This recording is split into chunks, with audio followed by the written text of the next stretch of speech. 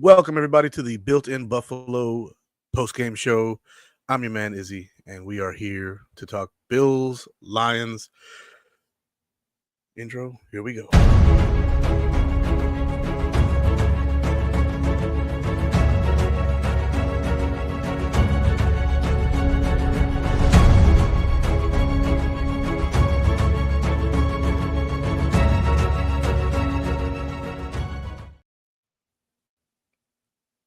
Welcome, everybody. This is your man, Izzy, here with Built-in Buffalo. We are on YouTube, Facebook, and X, covering our Buffalo Bills right here after the shootout with the Detroit Lions in Detroit.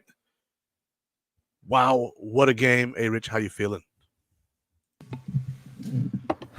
Hey, Rich, Hakeem Richards. If you don't know us by now, Built in Buffalo, please get to know us. The Buffalo Bills defeat the Detroit Lions in Detroit by the score of 48-42. Izzy, I'm feeling great, man. I'm feeling great. This was a Detroit Lions team that was on an 11-game winning streak. This was a Detroit Lions team that was that is considered the best team in the NFL. And for the Buffalo Bills to have the type of week they had last week, giving up 40 points, and of course we have opportunities on the defense we probably going to talk about later in the show.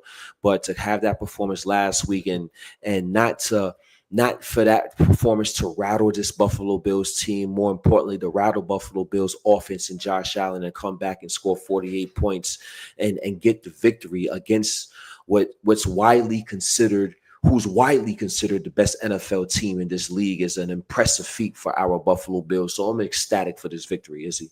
I'm ecstatic. You and me both, brother. It was a wild game, man. That game was nuts from the beginning. The Bills jumped on them and then just never looked back. Didn't give up a lead in the entire game. The Lions didn't go away quietly, and I don't think anybody expected them to. But man, a 6-point game, 48-42, almost 1,100 yards in total offense by both teams. The Bills shutting down their running backs, which was supposed to be their big strength. But then our running backs going off for 200 yards, on the ground, and then another, 90 through the air. Ty Johnson led the team in receptions and in yards with 5 catches for 114 yards, 22.8 per reception. That's wild. Like that's a crazy day for a running back, especially a third string running back. The Bills clearly had a plan today on offense, and the plan that Bobby Babbitt drew up today, Joe Brady drew up today was magnificent, and it went exactly the way you'd expect it to go when Josh Allen is humming on all cylinders. It was a beautiful day. But the Lions, they had a day too. So yeah, we gonna talk about it. Yeah, absolutely. It was one of those days for the Buffalo Bills and the Detroit Lions on the offensive side of the ball. Luckily for us, we were better offensively in today's game, and we proclaimed victory. And it this is a big testament to Josh Allen, where in terms of his prowess as an overall player in this NFL before the season started, he was one of those guys that came in as the most overrated player in the NFL.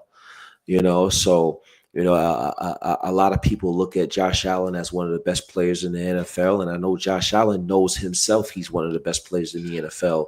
But to have that claim on him, you want to have that bad guy mentality and take on that villain role.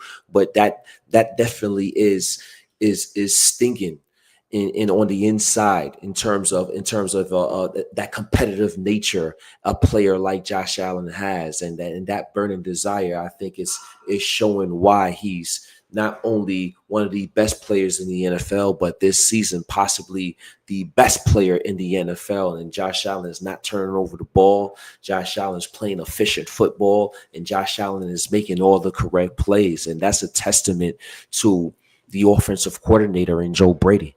Because Joe Brady comes in as the first year offensive coordinator now that you have that interim tag off of him, and and gets to control of this offense and get the offseason to get the type of players he wants to fit his offense. And he got a guy like Keon Coleman to fit his offense. He got a guy like Mac Hollins to fit his offense. He got a guy like Curtis Samuel to fit his offense. And Khalil Shakir found out fit his offense during his interim time as an OC for the Bills last season. So what he's displaying as an offensive coordinator is truly remarkable. And now I think after this game, I think he's on the head coaching path in terms of overall circles around the NFL that need head coaches. He displayed a remarkable game today and overall season for Josh Allen, who's known as a turnover machine.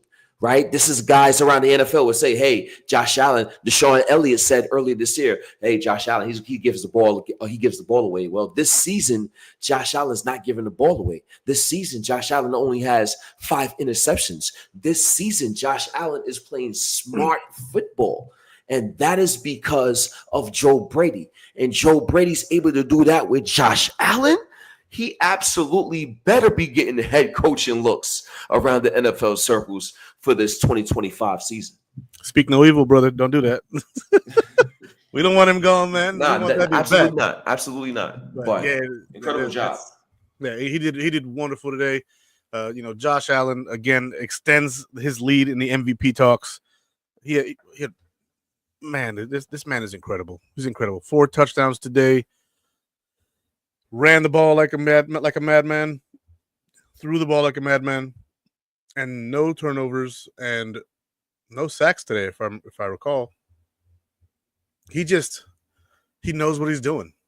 He knows exactly what he's doing. His passer rating today was 122.4, 23 of 34, 362, and he just took what they gave him. He just took exactly what they gave him. He went out there and he took just that. And it turned out that would become a lot more when those playmakers that you discussed, that you mentioned, the Mac Hollins, the Kincaids, the Keon Colemans, Khalil Shakirs, Ty Johnson, those guys made the most with what they were given from Josh Allen, and they put up points today. James Cook with 2 rushing touchdowns. Beautiful day today. How incredible was Ty Johnson today for the Buffalo Bills? He's one of those guys where I think we should be looking. He's on a 1-year contract. He's one of those guys where I think he's going to be relatively cheap. He's one of those guys where you want to have around as a third back for the Buffalo Bills, but he shouldn't be looked at as a third back because he could do a multitude of things, and we've seen it today. He didn't just come in and flash as a receiver where he had over 100 receiving yards. He came in and was a running back as well and got yards between the tackle as well. And being that he was able to do that, he was able to keep the Detroit Lions defense honest. And being honest, he was able to take advantage of his receiving prowess. And once again, this goes to Joe Brady and understanding his offensive skill weapons and maximizing them now, right? We was talking about guys like Curtis Samuel and when is he going to get into the fold and when are we going to start maximizing these players' talents? Well, we're starting to maximize a lot of these players' talents, and especially within the Buffalo Bills backfield. And I love the fact that Joe Brady understands that, hey, Ty Johnson can run the ball between the tackles and he can catch the ball out the backfield as well. Ray Davis can do the same. James Cook can do the same. So why not make this a mismatch nightmare for the opposition and give these guys a 3-headed monster while we do so? And we don't have no depth chart. We don't have no third string running back. We have all first string running backs that when they come in the game, we expect them to maximize their opportunity when they're in the game. And those 3 running backs are doing so. So once again, I think that's a testament to Joe Brady and what he's implementing as an offensive coordinator. What he's doing is huge right now for the Buffalo Bills. Yeah. Look, and anybody who thought that this game was going to be easy, even though we got to that 14-point lead, like everybody should have known that was not safe. It was not safe. not missing our starters at safety, not missing Rasul Douglas, not with you know the way this defense is playing the last couple games because the offenses are crazy. And I'm seeing a lot of the Josh Allen questions in the comments. And I'm reading a tweet now. Jeff Darlington, Josh Allen went to the X-ray room just outside the Bills locker room after the game, but he said it was just simply he wanted peace of mind after taking that funky fall. It looked like there was one where he landed on a shoulder where he could have broken his collarbone or something like that. But he said there's no reason for concerns. You ain't hurting that man. That man's he's too much of an animal for that. But he's fine. So anybody asking, that's Jeff Darlington, NFL analyst, his official X page. So yeah. And then the next tweet that responded to that was that they scanned and found he had that dog in him. So don't be worried about Josh Allen right now. Josh Allen's too much of a beast for that at this point. They're gonna have to kill him to stop him. But see, and here's the thing, right? And this is why coaching matters in the NFL. This is why, I can't blame Deion Sanders if he feels that he don't want his boy going to a certain organization. Because Joe Brady, Josh Allen, he's going to take on the personality of his offensive coordinator. As great as he is, he's going to show his greatness as an individual. But ultimately, he's going to take on the personality of his offensive coordinator. And what happened last year was he was taking the personality of Ken Dorsey. And when Ken Dorsey started to struggle, we didn't know what identity Ken Dorsey had as an offense. And as such, we didn't know what identity Josh Allen wanted to bring to the offense and as an individual skill set. And ever since Joe Brady came in, he's brought it down in terms of, hey, it's okay to be simplistic. Simplicity is okay. It's okay to find the check down. It's okay to use your running backs out the backfield. It's okay to go to the easy play. And Josh Allen is taking over that personality to keep it simple.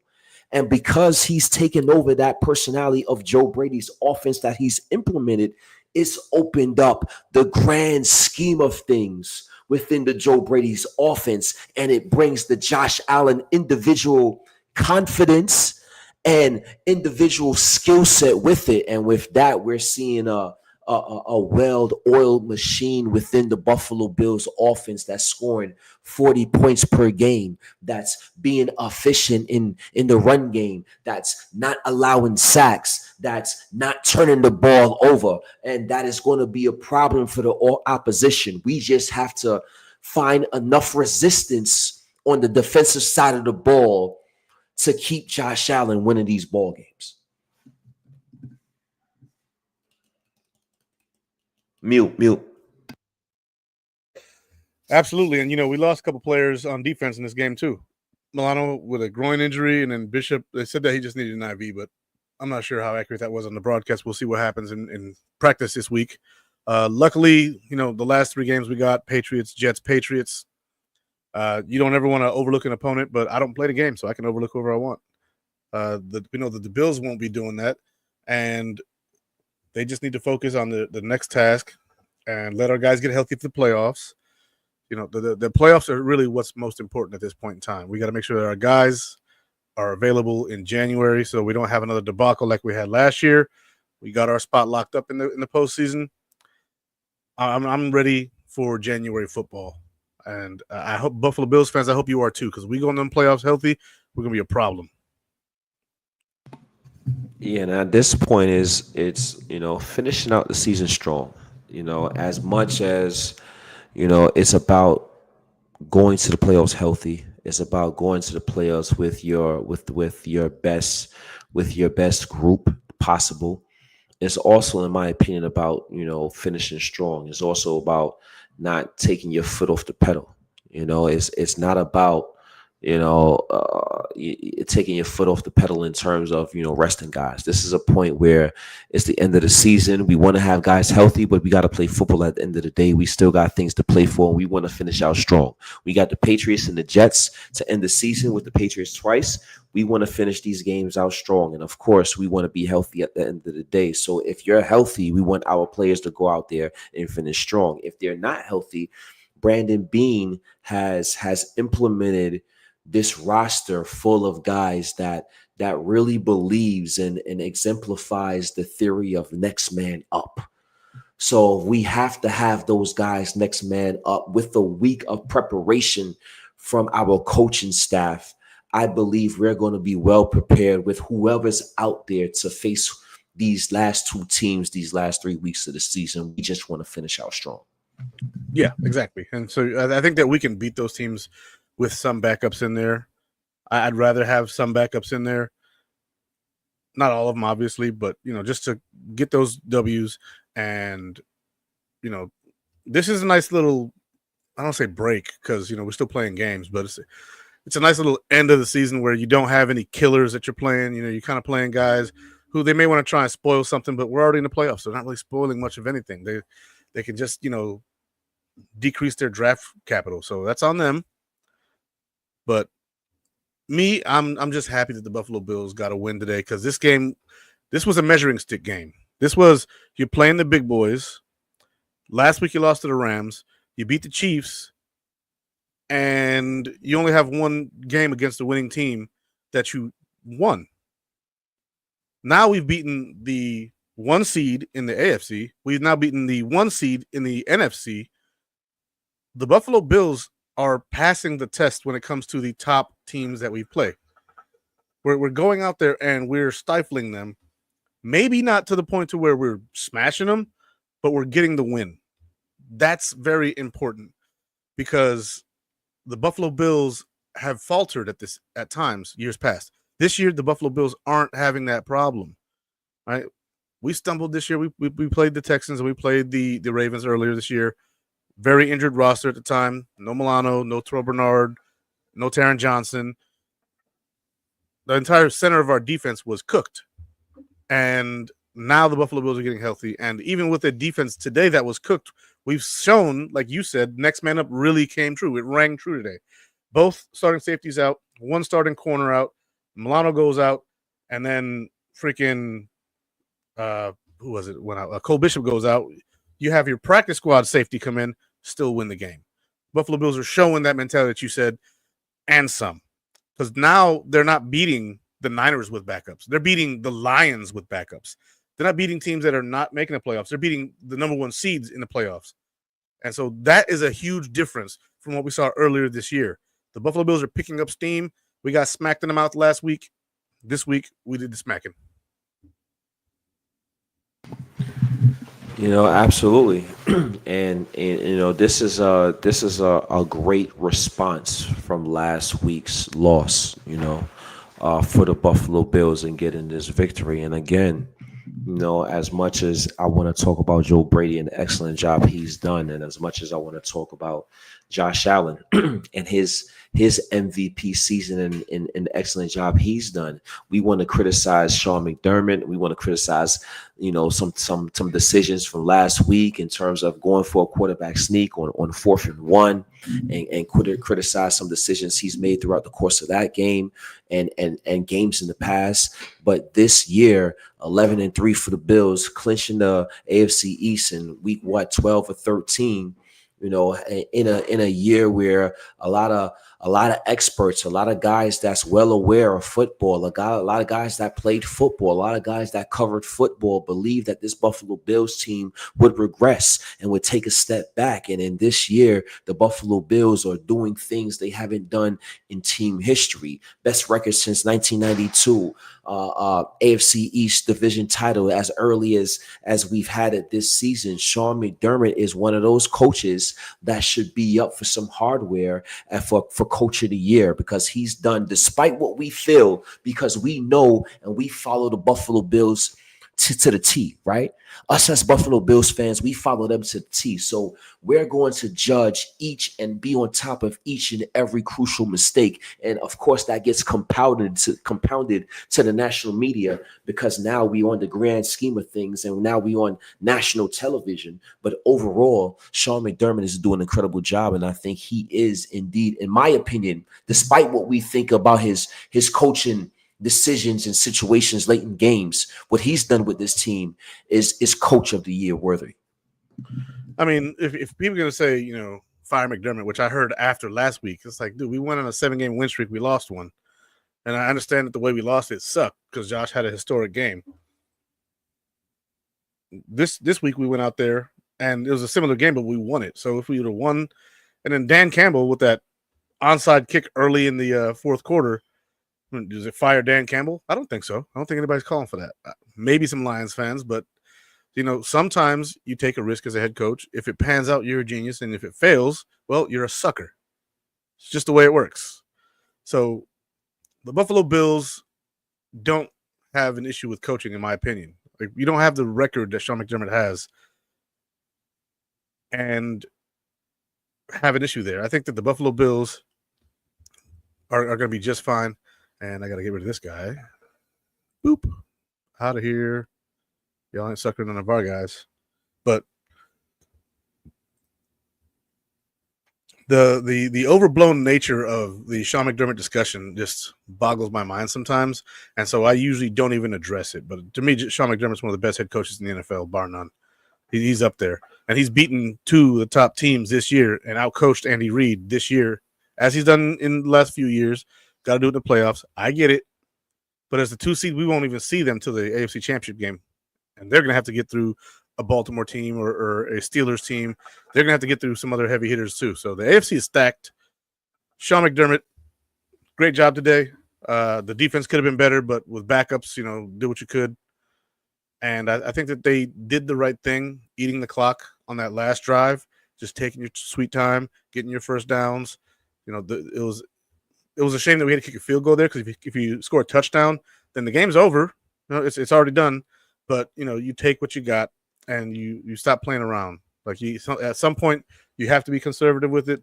You can take your liberties while the game is in its real stretch. There's a time to be safe, and there's a time to not be safe. And just a shout out to one of the players. I saw Sandra say it. My buddy was telling me before we started our show. Ed Oliver showed up today. Absolutely. Ed Oliver, he's heard the whispers. He's the top 10 draft selection from a few years back. He's gotten the second contract. He's the guy that if anybody's going to make plays on the defensive line, on that defensive front, is Ed Oliver. The reason why we got Daquan Jones is we love him and what he was able to do initially when he was signed. But ultimately, we got Daquan Jones to free up Ed Oliver as a 3-tech defensive tackle, and today he was just a menace. He was bulldozing guys. He was after the quarterback repeatedly, 9 pressures. He probably got double-digit pressures in this game before it was all said and done, and he was just a menace throughout the course of the game, despite the Buffalo Bills giving up, over 40 points. A guy that we can look to on the defensive side of the ball is Ed Oliver. He played a tremendous game today, and that's the Ed Oliver we're going to need going forward. That's the Ed Oliver we're going to need if we're going to be facing these top contending teams in late January and February. That's the Ed Oliver we're going to need if we ultimately want to win the Super Bowl. He has to be a menace on that defensive front, and he did a great job today against the best team in football. Absolutely. We held the Lions to under 50 yards rushing. Okay. I don't know many teams that held them under 100 yards rushing. We held them to under 50 yards rushing. Jahmyr Gibbs scored a touchdown on a run at the goal line. That's cool. But when you hold the Lions, who are a power run team, to 48 yards on the ground on 15 carries, 3.2 yards per carry, that is insane. That is an insane job by the defensive line. Clearly, the defensive line was not the reason why we gave up so many points. Jared Goff also, got to give him his due, right? He got away from so many sacks in such a Josh Allen fashion that I was sitting here like, wow, that dude is not giving up. He's not rolling over and dying. He's not quitting on his team. He was in the grasp of Javon Solomon. He was in the grasp of AJ Epinesa at times. He was in the grasp of Greg Rousseau at times, and he just found ways to, utilize his linemen at times and pocket presence and awareness and mobility that we haven't seen out of him to get away from our defensive line. So good for him. Gave us one hell of a game. I never expected them to roll over and die, but Jared Goff, for the opposition to show a little respect there, that man played one hell of a game. 494 yards and 5 touchdowns. And as much as, excuse me, Jared Goff did an incredible job in today's ball game, and I can't take nothing away from him. And he's an MVP candidate in today's game, and he, probably boosted his MVP considerations after this game, even though it was a losing effort for him. But Jared Goff with an incredible game this week. Matthew Stafford with an incredible game last week. At some point, I'm looking at the defense as a whole in its totality and say, hey, we're trying to win a Super Bowl here. Josh Allen is, 3 touchdowns throwing last week, 3 touchdowns running last week, multiple touchdowns throwing and passing this week, and it was still too close to call. At some point, we got to get better defensively. At some point, we got to show more resistance on that defensive side of the ball. And it's a bigger, I don't want to say slap in the face, but it's a bigger question mark because Sean McDermott is a defensive guru. Our head coach is a head coach because of his defensive prowess. Now, I know Bobby Babish is the one calling the plays. We have to get that together. We're supposed to, our pride, our staple is supposed to be, our foundation is supposed to be on our defensive front, especially defensive side of the ball, especially with the pass defense. Right? We talking about, our safeties. We talking about Buffalo kind of being DBU with what we was able to do with EJ Gaines back in the day and Kevin Johnson and Tre'Davious White and Jordan Poyer and Micah Hyde. Our pass defense has been atrocious these last couple of weeks. And that cannot be the product on the field if we hope to obtain and hoist the Lombardi trophy. We have to get better. And I'm happy for the victory tonight. I'm going to celebrate the victory tonight, but we have to get better on the defensive side of the ball, especially the pass defense. It's great that we held them, to under 50 yards, 100 yards as a Russian defense, but why do they have to run if we can't stop the pass? We have to get better. You're not wrong. Generally speaking, I would argue that you have to run because that helps balance stuff out. But when your quarterback puts up 500 yards and 5 touchdowns, it's hard to make that argument. It's just hard. It's not an easy argument to make. But when your running backs are eating up the clock, getting down the field, and simply dominating the game, because our running backs are probably the biggest reason why we won this game today. Them and Josh Allen. James Cook went off today, over 100 yards on the ground, 2 touchdowns. Freaking Ty Johnson, over 100 yards receiving. Ray Davis with that touchdown catch after the onside blunder from the Lions, helping us out. Dude, if this game is the Super Bowl, like if this right here, if we get one of these for the Super Bowl, greatest Super Bowl of all time. Because this was if you're not a Bills or Lions fan and you're not sitting here on your chair on pins and needles, like nervous that you're gonna, this is the most fun game I've seen. This was game of the week, though. This is probably game of the year. This week, Bills Lions, or last week, Bills Rams. Depends on who you are. For me, it's this one because we won it. But I'm sure there'll be plenty of people clamoring for Bills versus the Rams being potential game of the year. Puckered me up too much. I'm good to go on that, but you're not wrong about the secondary. They need to get that BS together because that is not acceptable. Absolutely. And don't get me wrong, my boy DK, boy DK forever. Shout out DK. He's absolutely right. The Buffalo Bills, the secondary was depleted. You have, unfortunately, we lose Cole Bishop, and I think losing Cole Bishop is going to hurt more in the special teams department going forward, as opposed to, the overall defense. We hope to get Taylor Rapp back. We hope to get DeMar Hamlin back, and we want to have Cole Bishop healthy, but he might be out for a couple of weeks. So Kareem Jackson might have to step up and be that guy, or Lewis Sin might have to be that guy to be called up and be elevated to the Buffalo Bills 53-man roster. And once again, it's going to be next man up. Matt Milano, like you said, going out with the groin. We're going to probably be real careful with Matt Milano. He might not play next week, but that's okay. In my opinion, we probably overused Matt Milano a bit too much. I would have loved to implement Dorian Williams a little bit more within the Buffalo Bills defensive rotation. I love Matt Milano, but yeah, I seen him today. He looked a step slow. He missed some tackles. He got, he's still coming along. And Dorian Williams is that sideline to sideline guy that plays with his hair on fire, even if he makes mistakes. So I'm not going to say that I'm happy to see Matt Milano go down, but to slow him down and regroup a little bit, let's get Dorian Williams back up out on the Buffalo Bills defense. I wouldn't be opposed to that. So we definitely have to get healthy in the Buffalo Bills defensive secondary with Taylor Rapp, DeMar Hamlin. We're going to see what happens with Cole Bishop, but Kareem Jackson is a wildly veteran that's been around the NFL circles for some time. He's just going to have to get readjusted to the speed of NFL. He's been on the practice squad for some time, and now he's just going to have to get elevated and called to action. Another guy that it has to be on that next man up mentality. And Brandon Beane signed and got a guy like Kareem Jackson for this very moment, got a guy like Lewis Sin for this very moment, a former first round pick, a wildly veteran that can come in and play in case of injury. So I think they'll be ready.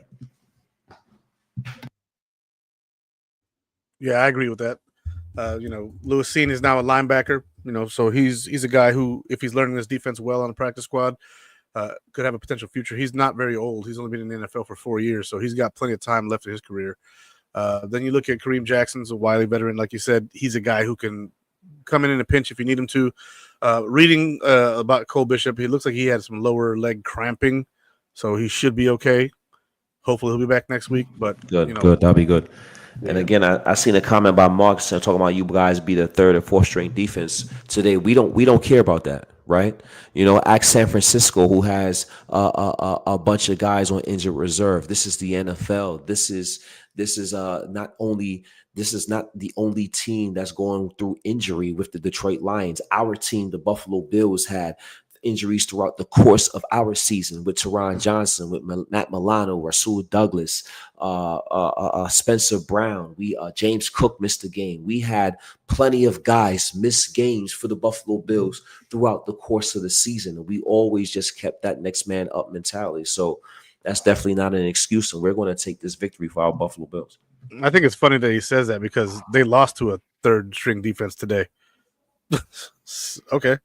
Like, we just explained how all of our secondary is injured except two dudes. Mm-hmm.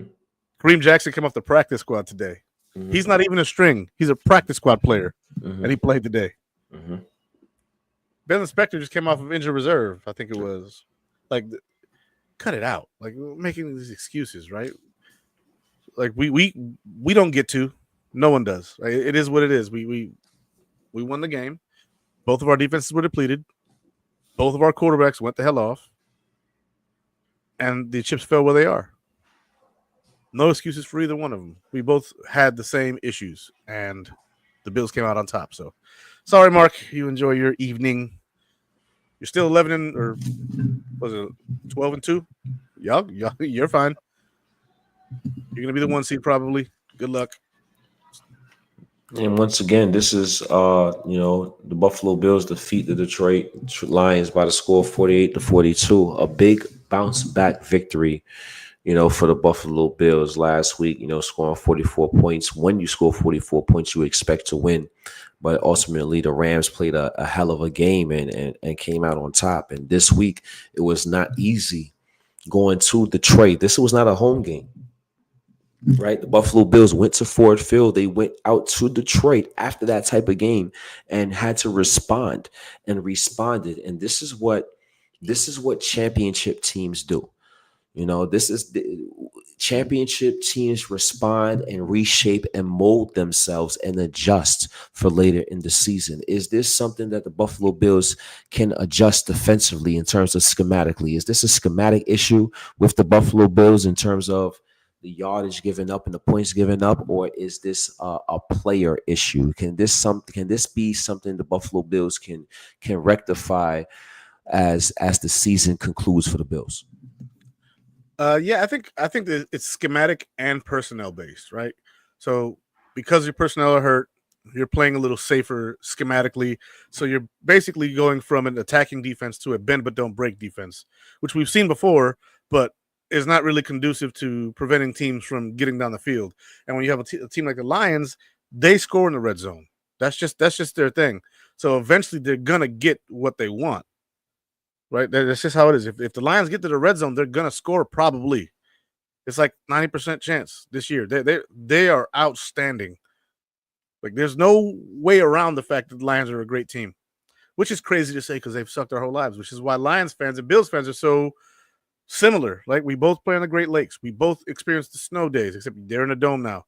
We both have teams that historically for the last 20 years haven't been good. We both came on and have been very good the last few years. Buffalo for a little longer, but Detroit really heating up after they traded Goff. It looked like they were gonna, take a dip, but their coach believed in him and they made that team what it is now. It's one of the best teams in the NFL. Like the fan bases for Buffalo and Detroit are super similar. We're both very passionate about our teams, and our teams have sucked. And now they're good. And now we go head to head. And so the fact that the Lions always seem to score in the red zone, the bend but don't break style defense that we have to play because of the personnel we have, and the way the scheme has to adjust to who we have out there, it's conducive to being a mess against a team as good as Detroit. Like they're too good to be able to run that defense. That's how you get 40 burgers put on you. No, absolutely, and I do think it's a combination between schematics and players. I do think that there was opportunities in this game. For example, there's opportunities where the Buffalo Bills 3rd and 17, 3rd and 10, when you want to get off the field or you want to stop them short, you want to keep the guys in front of you and make the play and ultimately have them punt or kick the field goal, and they was able to succeed that and go beyond the percentages and be successful within their plays. That is something that it was disheartening to see for the Buffalo Bills, and I think that's where we have to get better. And I think there was opportunity for the Buffalo Bills defensively to get to Jared Goff, and the individual players did not make those plays, and we have to put the onus on those players. But at the same time, I think there's something going on schematically with the Buffalo Bills defense in terms of the zone coverage, the zone concepts, the guys that's playing these zones. And the reason why I say it's a schematic issue is because the lack of resistance the Buffalo Bills show sometimes defensively, it's just too easy. It's just too pitch and catch for these guys offensively. And I think when I see that, the lack of resistance, I think that is a cause of a schematic issue. So, of course, the percentages weighs to a factor, but right now I'm definitely going to go 60-40 in terms of schematic issue with the Buffalo Bills and 40% players. But issues, again, when you have a defensive coach that's a head coach, you expect these type of issues to get rectified. The Buffalo Bills do have good enough players on that side of the ball to rectify the situation. So I expect him to do so as the season concludes. Agreed. And shout out to the commenters and the fans out there. Hit that like, share, and subscribe button for us. We appreciate that. Shout out to the Lions fans in here. We had Mark earlier, and then Mark G. Now, congrats on the win, Allen's a beast. Good luck in the playoffs. Go Lions. Hey, we appreciate all the fans who come through, Bills or not. If we just played your team and you beat us or we beat you, good-natured banter is nice. But shout out to the normals, Sandra, Miss Nancy, everybody in the comments. Tosh Peppers, I see you there. Thank you, everybody, for being here with us. And show's not over, but we appreciate all you guys. But yeah, the schematic thing, I don't know if I'd put a 60-40 on it or a 50-50. I don't know if I'd give it that kind of a rate, because when the starters are in there, generally speaking, they do really well. And so It could be 60-40, but I don't know if I really want to put a grade like that on it. Okay. I think that's oversimplifying it. Maybe it might not be. You might be 100% right, but I just don't know if I would take that approach to how I think about it. I try to think about it as in, can the personnel that you put out there execute the attacking defense that you're usually used to running? And if the answer is no, then you have to shift from that. If you don't, then you're gonna get eaten up. And so that's I'm trying to think of it more nuanced, I guess. But I Okay. can understand why you would get to like a 60-40. I can understand how you get there, but I just don't know if I'm capable of like putting a number on it like that. And I agree, and this is just going off, this is just going off for Wham right now. This is just going off, the instinct, the spirit of the moment, the win, the adrenaline, everything's going. So this is what this is going on right now. But I'll be right back. I can hear you. Okay, but as you can hear me, I'm glad you can hear me. So I'll put it to you like this. So by the time that you come back, you can probably give me a rebuttal or maybe give me some feedback on what I'm about to say. So I think that the Buffalo Bills, of course, players have to make plays. Players have to execute the plays. But I'm looking at the players in terms of what's happening now compared to what was happening last year, right? And I love Terrell Bernard, but I think Terrell Bernard was popping more defensively last year as opposed to this year. I love Ed Oliver, and Ed Oliver had a great game, but I think Ed Oliver was popping more last year as opposed to this year. I think Daquan Jones, he was doing before he got hurt. Daquan Jones, he was popping out last year more than this year. And I say, okay, why are these guys? And I think Terrell Bernard is having a good season this year. And I think Rasul Douglas, I think he flashed more last year as opposed to this year. And I think he's having a solid season this year. So I'm like, okay, Rasul Douglas, Daquan Jones, Terrell Bernard, Ed Oliver, all these guys flashed more last year as opposed to this year. What's the difference here? And the one key component of a difference I see is the play caller.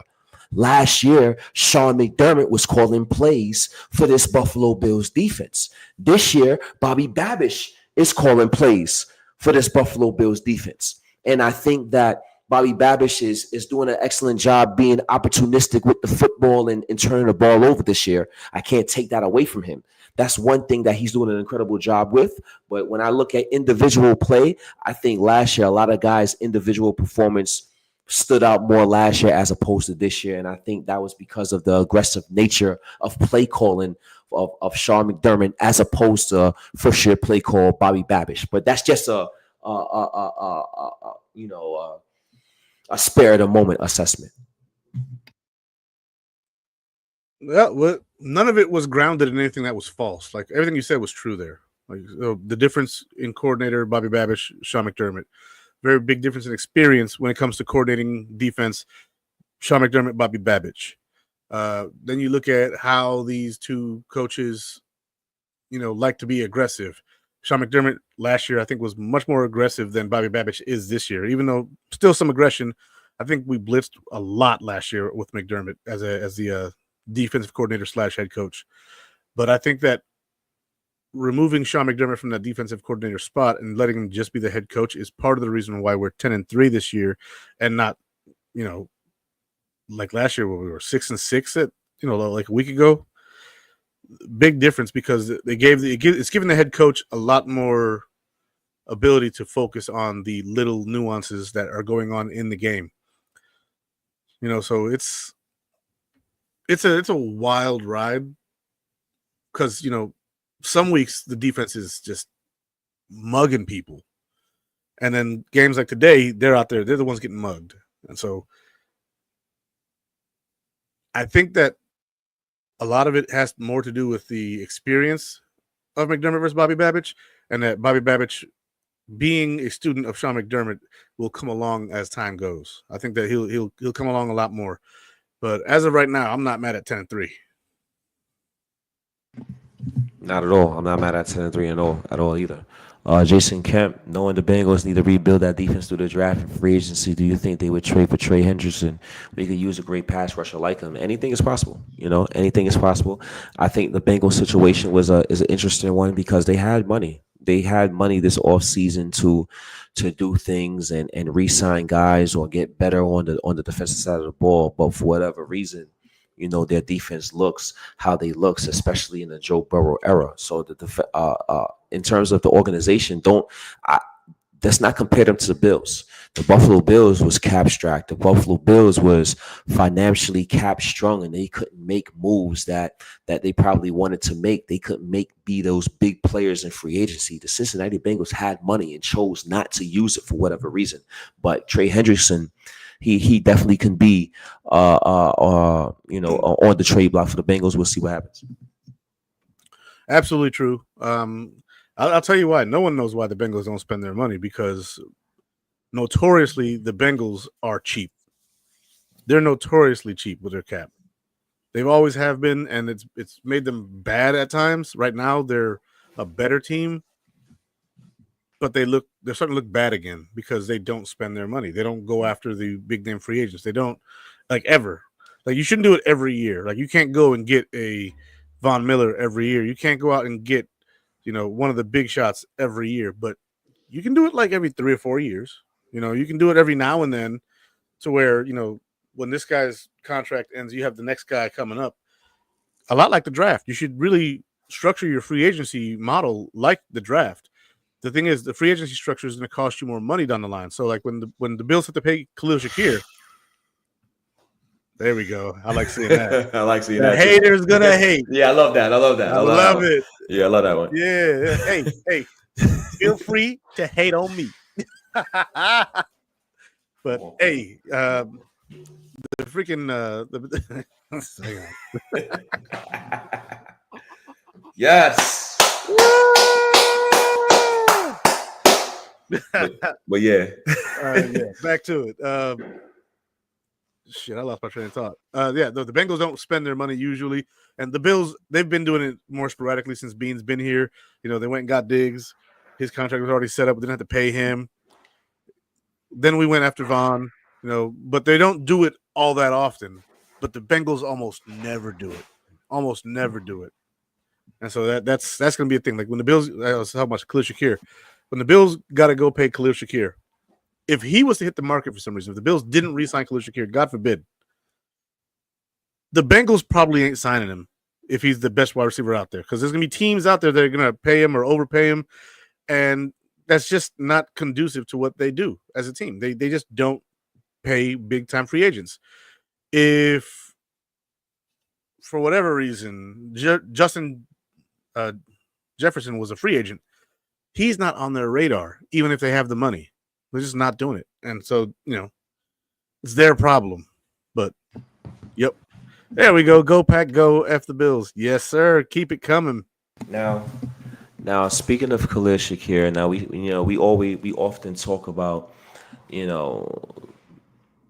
guys that needs an extension and who's those guys that needs to be extended most. What direction will we go? We have a guy like Khalil Shakir coming up with contract extension. He has 1 year left in his contract next season. Same with Gregory Rousseau. Same with Christian Benford. Same with Kyer Elam. So we often talk about which guy we want to resign, and the guy that I want to resign right now today is Khalil Shakir. He is the guy that, if we have to talk about who would I want extended first, it would be him, because he is that security blanket. He is that alpha security blanket for Josh Allen. And I think you have to keep that security blanket for Josh Allen intact. What Shakir is able to provide in the passing game, in the running game, in the blocking game as a complete receiver, and an unrated, inherited one at that, is truly remarkable. So Khalil Shakir is one of those guys where I'm looking to this off season to sign a contract extension. He's the first that I'm looking to sign. I would agree with that. Khalil Shakir, to me, is a very valuable piece to this team, even though he may not eclipse 1,000 yards this year. His growth from year 1 to year 2 to year 3 now has been steady and consistent. And so when you have a guy who is steady and consistent, there's no reason to let that guy hit the market. You sign that guy while he's still on the lower end of the receiver market. When I say lower end, I mean lower end of the top guys, rather than wait till his contract's up and then pay him way more because he then has a 1,500-yard season and blows it up. So Shakir is definitely one of those guys that you have to sign on the higher end contract guys that we're going to have to sign. There's a few other guys that I think the Bills really should sign, like Mac Hollins. They should really bring him back. I like what he's doing. He's a good guy. He's not going to be expensive. He's not going to be expensive. I think he should absolutely be signed on at least a 2-year deal. Mhm. Him and honestly, him and Ty Johnson. Those are going to be inexpensive guys. Ty Johnson is Stole a that from my third head. back. Is a third back in my opinion. He's one of those running backs that he might not be a first option or a second option, but he's a reliable option. He reminds me much of, and I think he does an even better job. He reminds me of a Leon Washington that what the Jets had back in the day as a third down specialist, but he's a better runner between the tackles. He's an excellent receiver out the backfield. He showed them soft hands today. Players made plays for Josh Allen today. That was an excellent catch from Ty Johnson on that critical down. That was an excellent catch from Dawson Knox, that one-hand grab. So players, they're making plays for Josh Allen when they get the opportunity. So, that's another thing that I'm excited to see from the Buffalo Bills offense. Yeah, I see he signed Cook, and James Cook coming back on a second contract is a possibility, but the money's really going to be what determines that. Bean and McDermott are not exactly known for paying running backs big money. They let Singletary go. They let Shady go. Cook is a different beast, though, so we could see a re-signing there. Guys that need to be re-signed, man. There's a lot of glue guys on this team right now that could use a return. I would say DeMar Hamlin, but he's started now for a year, so if you bring him back, he's going to have to be in competition with your rookie that you just drafted. And if he doesn't, win that job, then you're paying a guy to not start. I think there's a lot of guys where there's complications with all that stuff. James Cook, I like, and I love James Cook right now. He's got 13 touchdowns, 14 touchdowns this year now. Like he's going wild, and if he gets paid, he's going to get paid for sure. I think, and that's what I think will keep the Bills from signing him, because he's going to be worth so much money.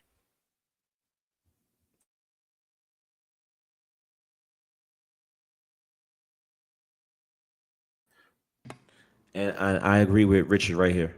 This is where I would go right here with Shakir and Rousseau. I understand what type of player Rousseau is now. He is not TJ Watt. He is not Jason Garrett. He is not the 18, 19, 15 sack guy. He is a guy. Myles Garrett. Excuse me, Myles Garrett. Excuse me. Yeah. No, that's not Jason Garrett. Myles Garrett from the Cleveland Browns. He is not that 15, 16 sack guy. He is a guy that is capable of getting you double-digit sacks. He's going to pressure the quarterback, and he's going to do an outstanding job containing the run. That's who Gregory Rousseau is, and I think we should pay him as such. So I definitely agree with Richard here. These are definitely two guys that I would love to re-sign. Now, in terms of the rest of the Buffalo Bills and who we should re-sign and who we shouldn't re-sign, James Cook, he has another year. I'm not entertaining any contract extension with James Cook. Let me just call a spade a spade. James Cook is playing out his contract, and when James Cook is a free agent, then we can entertain the possibility of re-signing the James Cook. That's just what it is. That's just the nature of the beast. That's just the nature of the business. That's just, at least that's how I feel about it. I love Rasul Douglas, but I'm not sure if he's going to be extended either. I love Amari Cooper and what he's bringing this year, and hopefully he could bring a Super Bowl, but who knows if he can be if he's a guy that we want to have a contract extension. Curtis Samuel is another guy that we're going to have a conversation about at the end of the season. I think the Buffalo Bills having a first-round pick, having multiple second-round picks, having a trio of fourth-round picks, and having the flexibility to be more of a player in free agency, they can do some things and get better. next season. This is supposed to be a transition year for the Buffalo Bills, theoretically. And next year, 2025, is supposed to be the year where the Buffalo Bills are supposed to get back into contention. Well, guess what? We are ahead of schedule once again. So I think next year, I think we have a plethora of options and more flexibility to entertain a number of things if we want to go certain directions with the Buffalo Bills. And if we want to make an investment, in my opinion, later on, I'm making investments in amongst the interior defensive line. But what do you think of what do you think about re-signing Christian Benford? I love Christian Benford. I think Christian Benford is a product of Sean McDermott's defense. I think he fits I think his style of play and Sean McDermott's defense, I think it just mesh, and to the point where we're seeing the maximum best, in my opinion, of Christian Benford.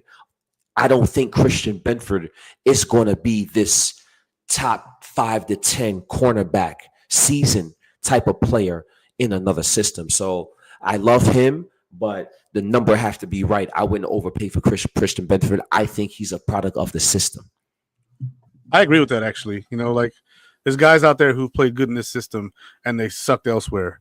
The guy you named him before, EJ Gaines, Tre'Davious White doesn't look good outside of Buffalo right now. Levi Wallace. Look at Levi Wallace. What's going on with him? He's looked like a different player ever since leaving Buffalo. He chose to, because the Bills offered him a contract. And he chose to go to Pittsburgh, and it didn't work out well for him. It kind of shows, like, when your ego takes over and you don't give the flowers to those who deserve them. The Bills offered him a contract, so they're like, "Hey, we like you, come on back." And then he was like, "Nah, I'm going to Pittsburgh." It's like, that defense is not gonna fit you, brother. They run a lot more man coverage. You're slow. It's just not for you. And so he decided to go that route. Now he's in Denver, potentially on the verge of being out of the NFL. Maybe the Bills look at him and bring him back on a dirt cheap contract, because now he knows that his actual player value, his talent value, isn't really that great outside of Buffalo. I'm okay with us not really having great corners, because this scheme makes it so easy for corners that almost anybody can play corner. Almost, because we saw some terrible stuff today. That today was not it. But see, I wouldn't say that I'm okay with us not having great corners.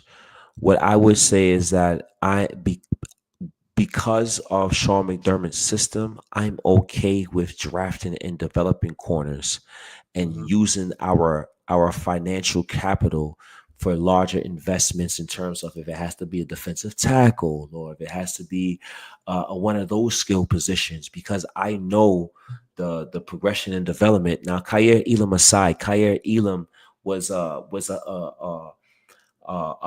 emergency draft pick for the Buffalo Bills. That's what Kaiir Elam was. Kaiir Elam was oh shit. The Kansas City Chiefs, they jumped up, they got Trent McDuffie. The whole world knows we need a corner. And Kaiir Elam is there. He's left and he's available. And we had him on pre-draft visits and stuff like that. So he's the guy that we're going to draft. But the reality was, he wasn't necessarily a scheme fit. A lot of people was like, hey, Christian Benford's a 6th-round pick. Salute to the Buffalo Bills finding a player. Let's not take nothing away from Christian Benford. He's a hell of a player. He's a hell of an individual player. And his play maximizes under Sean McDermott's skill set. And thank God we was able to draft him and a player of his skill set to mesh with what Sean McDermott ultimately wants to do. But Kaiir Elam was more of an emergency draft play for the Buffalo Bills. But if the Buffalo Bills are going to stay within themselves and understand the type of players they need and the type of players that fits their defense to maximize the skill set of the player and the overall skill set of the defense, then I firmly 100% believe that we can develop talent at the secondary positions if we had to go ahead and draft one in the first or second or fourth rounds, like we've done in the past. Yeah, I think that the Bills should really save cornerback for the fourth round and later. Day 3 picks, corners, they hit them all the time. They nail it. It almost seems to be that it doesn't matter who they put there at corner as long as they were someone who was capable in college and they're a good zone corner. But my little pushback here is, and I know most fans don't care about PFF, cornerbacks wise, Christian Benford is number 2 behind Patrick Surtain. So Sean McDermott's defense, his scheme is maximizing him so far to the point that he's the second best corner in the league rating wise. Understood, but and again, and my pushback would be this, right? And I love Christian Benford. I love what he's accomplishing and what he's able to do, and I wouldn't be opposed to the Buffalo Bills signing him depending on the number, right? But when you look at certain games this season, when you look at the individual talents of certain players, Garrett Wilson went off against the Buffalo Bills. If you have a real shutdown corner, we're going to believe that our shutdown corner can go ahead and handle, the best of the receivers in the NFL. Okay, Garrett Wilson went off with the New York Jets several weeks back. Puka Nacua, same thing. Today it was a combination of Laporta and St. Brown, the same thing. Cooper Kupp along with Nacua was with last week. So you want a guy that, and in terms of when I see, despite what PFF says, and I think that's I don't disrespect PFF. I do take it with a grain of salt, but when I look at the best of the best cornerbacks in the NFL, I'm looking at man cover corners. I'm looking at guys to take guys out the game, or at least give guys trouble. You may not be able to stop them on each and every play, but at least contain them. And the Buffalo Bills, when they see certain guys, it seems like these guys can go off for double-digit receptions and 100 to 200 yards per game. And that's something that I don't see from the best of the best corners in the NFL. So, agree with that to the extent like Garrett Wilson took Christian Benford's lunch in that game. But the rest of the games, he's been average. He's been average at worst. Like the only game that he really was bad was the Jets game, which says a lot because the Jets suck. But still, at the same time, Garrett Wilson is a dog. He's a beast, and so it is what it is. I do like me some Christian Benford, and I agree. It's a pecking order, right? It's not just because it's Christian Benford. It's because who else we have to extend, right? We have Khalil Shakir. We have Gregory Rousseau. So now that's important. Now it's like, okay, who's most important here? Because reality is we probably can't sign everybody, and we do want to get better in other areas as well, right? So who is most important for our team to maximize our talent here? I agree. Yeah, that part. To that point, I can't disagree with you because let's say the Bills go and they draft another corner in the 5th round this year, and they turn out to be just as good a scheme fit, maybe similar athletically, and they take off in this defense too. That's totally possible. They could take 2 next year. They have the draft capital to do it, to draft 2 corners late in the draft, and have them sit there. Do I think they'll do that? I have no idea because they're right now with the way the roster is constructed, the Bills are going to be a mystery as to what they draft, and I love that. Outside of defensive tackle, I love the fact that most of the draft should be a mystery somewhat. And you're absolutely right. It should be a mystery, and we have to shout out. We talk about skill positions a lot. We talk about the sexy positions a lot. It's been 3 straight games since Josh Allen has got sacked in that Buffalo Bills offense. Shout out to the Buffalo Bills offensive line. The camaraderie has been there. Spencer Brown, Deion Dawkins, I think, is playing like an all-pro left tackle. He's playing like a guy that, if he can give us 5 good seasons, 5 more years at this level of play, we might have to talk about Deion Dawkins as a Hall of Fame player. That's the type of production that I'm seeing from Deion Dawkins at this current state. He's playing elite level football, and the camaraderie that the Buffalo Bills offensive line has been remarkable. And I got to shout out once again Brandon Beane for, it took him some time. It took him some time to build that offensive line. We was going through guys. We had Joe Feliciano. We had, Brian Winters. You know, we was going through guys, but you know, shout Cody out Ford. Cody Ford. But we found, you know, we even missed one with Wyatt Teller. We missed one. We let one through the cracks with him, right? But we finally got it together in these last few years, these last couple of years. Josh Allen has been remained upright, and despite the type of player Josh is, he's been safe behind the pocket. So 3 straight games without a sack. Shout out the Buffalo Bills offensive line. You know what's crazy about Cody Ford? He is the current starting left tackle for the Cincinnati Bengals. That's crazy. Couldn't even get your guy a decent left tackle. Joe Burrow, one of the bells of the ball at quarterback in the NFL, one of the top 4 or 5 quarterbacks in the NFL, couldn't get that guy a freaking left tackle. Talk about not protecting your investment. Right. Yeah. Hey, 776 people in the chat. The Buffalo Bills defeat the Detroit Lions by the score of 48-42 in Ford Field in Detroit Lions Stadium. The Buffalo Bills have now defeated both number 1 seeds in the NFL, Kansas City Chiefs and the Detroit Lions.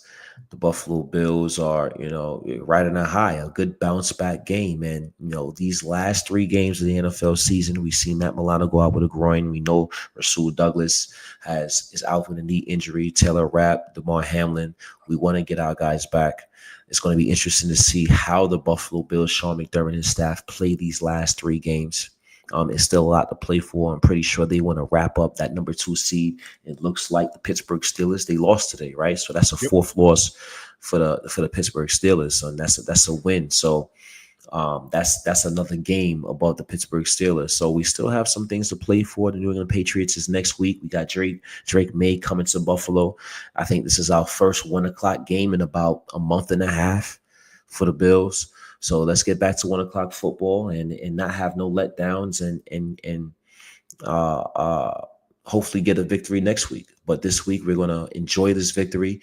We're going to enjoy this week in terms of the media pundits and what they have to say and Josh Allen and his MVP talks. I think that has risen, that we're going to talk about and hear about throughout the course of the week. And it's a good night. And the Buffalo Bills continue to move forward to their quest to a Super Bowl trophy. Izzy, anything else you got to say before we get out of here? No, just well, yes. While we're watching our Buffalo Bills play our division rivals the next 3 weeks, we're still in play for the 1 seed. The Chiefs play the Texans, Steelers at Pittsburgh, and then at the Broncos. So not easy. Not easy. The 1 seed's still in play. If the Steelers or if the Chiefs win 2 of those games, they got the 1 seed. But if they lose 2 and we win out, Buffalo number 1. Let's go.